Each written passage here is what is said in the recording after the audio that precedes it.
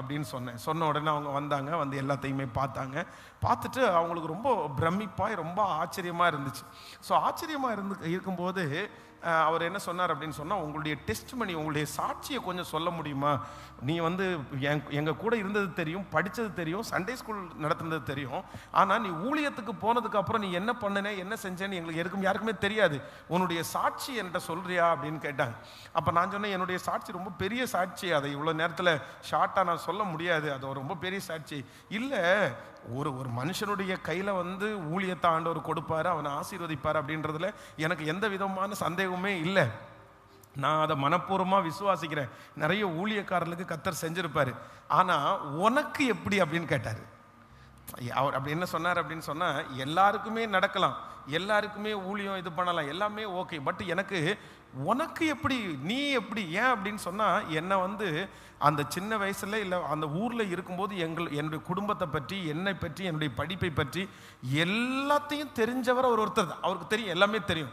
அதனால எல்லாருக்கும் நடக்கிறத கேட்கறதுக்கு எனக்கு வந்து கியூரியாசிட்டி இல்லை, பட் உனக்கு இது எப்படி நடந்துருச்சு, உன்னை எப்படி இப்படி ஆண்டவர் நடத்தினார், அதை எனக்கு வந்து கேட்கறதுக்கு வந்து எனக்கு வந்து விருப்பமாக இருக்குது. என்னால் வந்து யோசிக்கவே முடியல.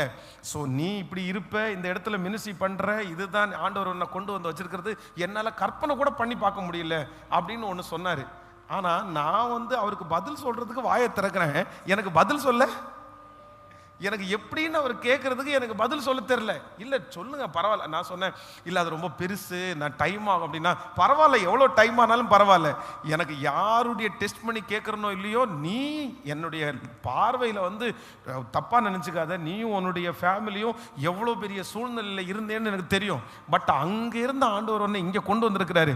நீங்கள் இங்கே கொண்டு வந்ததுக்கு உன் வாழ்க்கையில் ஏதாவது ஒரு டேர்னிங் பாயிண்ட் இருக்கும். நீ எல்லாம் சொல்லலைன்னா கூட பரவாயில்ல, அந்த ஒரு டேர்னிங் பாயிண்ட் மட்டும் எனக்கு நீ சொல்லிட்டேன்னா பரவாயில்ல அப்படின்னாங்க. எனக்கு என்ன பண்ண தெரியல, நானும் யோசிச்சு பார்க்குறேன், என்னால் என்ன பண்ண முடியல, எனக்கு சொல்லவே தெரில, என்ன சொல்கிறேனே தெரில, எனக்கு எல்லாம் அப்பாவுடைய கிருபை தான், ஒன்றும் இல்லை அப்படின்னு சொல்லிவிட்டேன். அப்போது ஆண்டவருடைய பிள்ளைகளே, சில நேரத்தில் ஆண்டவர் நம்முடைய தேவைகளை சந்திக்கும் போது, உங்களை கர்த்தர் ஆச்சரியமாக நடத்தும் போது, நீங்கள் எப்படி வந்துருச்சு, எப்படி நடந்துருச்சு, என்ன நடந்துச்சு, உங்களுக்கு அதை சொல்கிற அளவிற்கு கூட தெரியாத அளவிற்கு நம்மை மேன்மைப்படுத்துறதற்கு, உயர்த்துகிறதற்கு கர்த்தருடைய கரத்தினால் ஆகும்.